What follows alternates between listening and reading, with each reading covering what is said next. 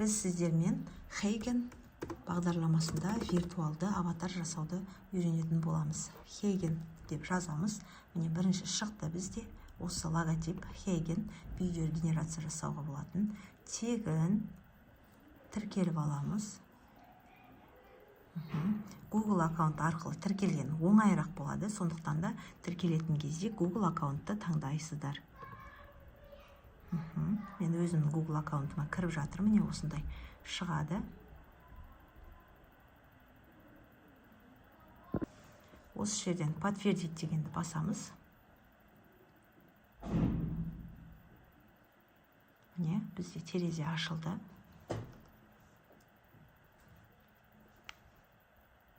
Осы жерден тегін дегенді таңдаймыз. Бізге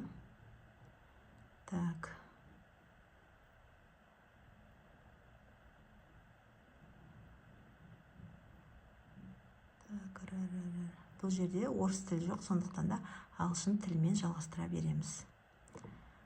Мектепке арналған мына осындай кішкене сауалнамадан өтеміз. Жасымызды сұрап жатыр біздің. Осылай қайдан тауып алғанымыз бұл бағдарламаны. Осы шағын сауалнамадан өтеміз. Міне өттік. Енді Create видео дегенді басамыз. Бұл бізге тегін 3 видео жасауға мүмкіндік береді. Аватар видео деген таңдаймыз. Мына жерде біз екеуін таңдаймыз. Мынау тігінен және де көлденеңнен осындай екі түрлі видеоны. Мысалы, көлденеңді таңдайық, өйткені бізге презентациядан көрсету үшін, үлкен болып көрініп тұру үшін. Енді осы жерден міне осылай шығып тұрады.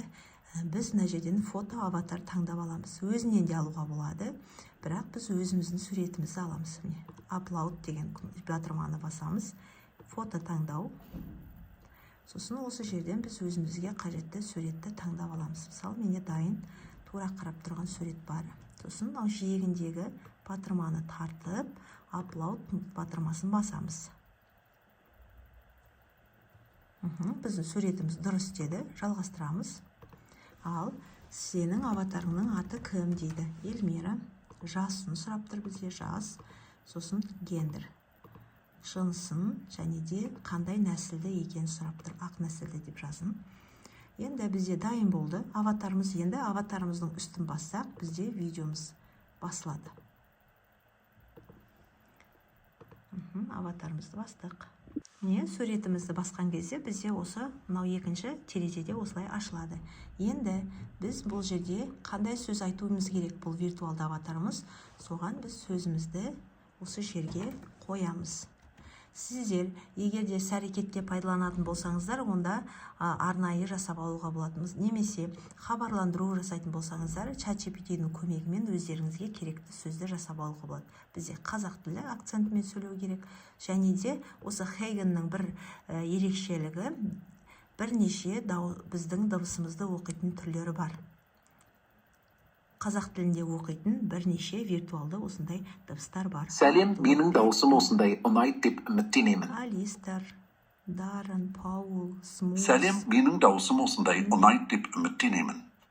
Мына жерде Амелия, бізге әйел дыбысы керек. Сәлем, менің дауысым осындай ұнайды деп үміттенемін. Амелия және де Укс. Негізі бірнеше дыбыс бар бұл жерде. Соны осы жерден таңдап аламыз. Сәлем, менің дауысым осындай. Біз маған Амелияның дауысын алып тұр. Амелияны таңдаймыз. Тексеріп көреміз.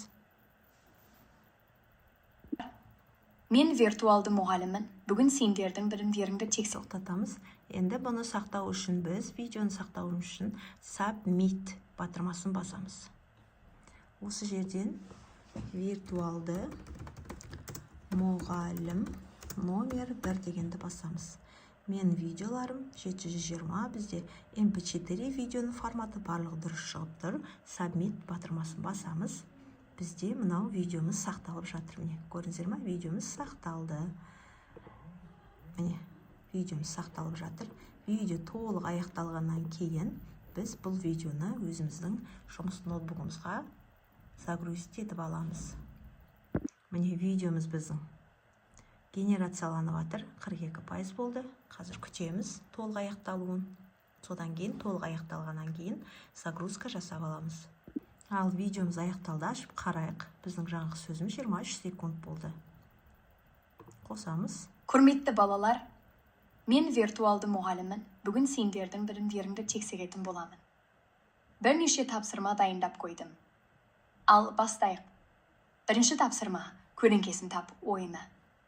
Ойын шарты: суреттегі заттардың көлеңкесін дұрыс тауып орналастыру. Ал балалар, сендерге сәттілік тілеймін.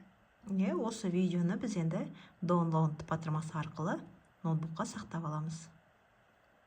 Видеомыз компьютерімізға жүктелді. Осылай өздеріңіз жұмыс жасай бересіздер.